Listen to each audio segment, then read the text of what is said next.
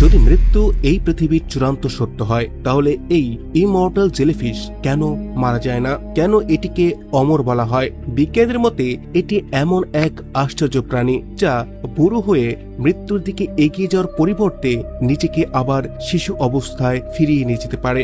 অর্থাৎ এটি মারা যায় না, বরং আবার নিজের জীবন শুরু করে একেবারে শৈশব থেকে। কিন্তু এই মহাবিশ্বে এটি কিভাবে সম্ভব? কিভাবে কোনো জীব প্রকৃতির নিয়মকে যেন অমান্য করে মৃত্যুকে এড়িয়ে যেতে পারে? তাহলে কি আমরা প্রকৃতির নিয়মগুলোকে পুরোপুরি বুঝতে পারিনি? হয়তো এই পৃথিবীতে এমন অনেক কিছুই সম্ভব যা আমরা এখনো কল্পনাও করতে পারি না। আর সব থেকে অবাক করা বিষয় হলো, এই জেলিফিশ যতবার ইচ্ছা ততবার নিজেকে আবার সেই শৈশবের অবস্থায় ফিরিয়ে নিতে পারে। অর্থাৎ চাইলে এটি বারবার নিজের মৃত্যুকে পিছিয়ে দিতে পারে। যখন বিজ্ঞানীরা এই জেলিফিশকে ল্যাবে রেখে না খাইয়ে রাখলেন, হালকা মানসিক চাপ দিলেন, এমনকি সামান্য আঘাতও করেন, তখন জানেন কি হয়েছিল? মারা যাওয়ার পরিবর্তে জেলিফিশ ধীরে ধীরে সংকুচিত হয়ে নিচে বসে পড়ে।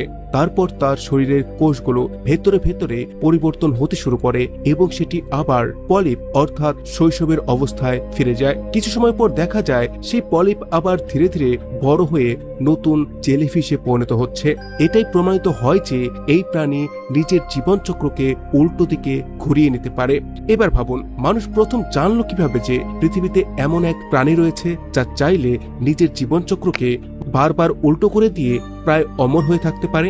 এর রহস্য সামনে আসে 1990-এর দশকে। ইটালির বিজ্ঞানী ফার্নান্ডো বৈরো জেলিফিশ নিয়ে গবেষণা করছিলেন। তিনি সমুদ্র থেকে কয়েকটি ছোট ছোট জেলিফিশ ধরে ল্যাবে নিয়ে আসেন। কিছুদিন পর অনেক জেলিফিশ বুড়ো হয়ে মারা যায়, আর কিছু যেন জলের মধ্যে গলে অদৃশ্য হয়ে যায়। বিজ্ঞানীর প্রথম ভেবেছিল সবগুলো নষ্ট হয়ে গেছে, কিন্তু যখন মাইক্রোস্কোপ দিয়ে সেই জলকে পরীক্ষা করলেন, তখন তারা অবাক হয়ে দেখলেন কিছু জেলিফিশ আবার সেই অবস্থায় ফিরে গেছে যেভাবে তারা জন্মের সময়ে ছিল। প্রথমে মনে করা হয়েছিল হয়তো তারা মারা যাওয়ার পূর্বে বাচ্চার জন্ম দিয়েছিল, কিন্তু পরে বিজ্ঞানীরা আলাদা আলাদা জেলিফিশকে পৃথকভাবে রেখে আবার সেই একই পরীক্ষা করেন, যেমন না খেয়ে রাখা, চাপ দেওয়া, সামান্য আঘাত করা। আর তখনই সামনে আসে এক অবিশ্বাস্য সত্য। টয়টপসিস ডহরিন অর্থাৎ ইমর্টাল জেলিফিশ নিচে বসে নিজের কোষগুলোকে বদলে ফেলে এবং কয়েকদিনের মধ্যেই আবার শৈশব অবস্থা থেকে নতুন করে বেড়ে উঠতে শুরু করে। এরপর বিজ্ঞানীরা এর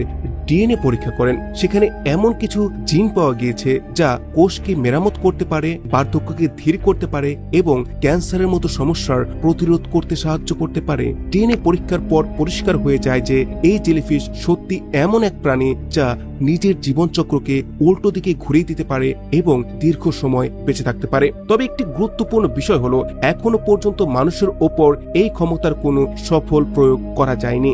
আর এটিও পুরোপুরি অমর নয়। প্রকৃতির স্বাভাবিক পরিস্থিতিতে এটি শিকার হতে পারে বা মারা যেতে পারে। সব থেকে চমকে দেওয়ার বিষয় হলো, বিজ্ঞানীদের ধারণা এই জেলিফিশ ক্লোন তৈরি করেও ছড়িয়ে পড়তে পারে। অর্থাৎ যখন এটি আবার পলিপ অবস্থায় ফিরে যায়, তখন শুধু একটি জেলিফিশই তৈরি হয় না, কখনো কখনো সেখান থেকে একাধিক নতুন জেলিফিশের জন্ম নিতে পারে। মানে একটি জেলিফিশ থেকেই তৈরি হতে পারে পুরো একটি কলোনি।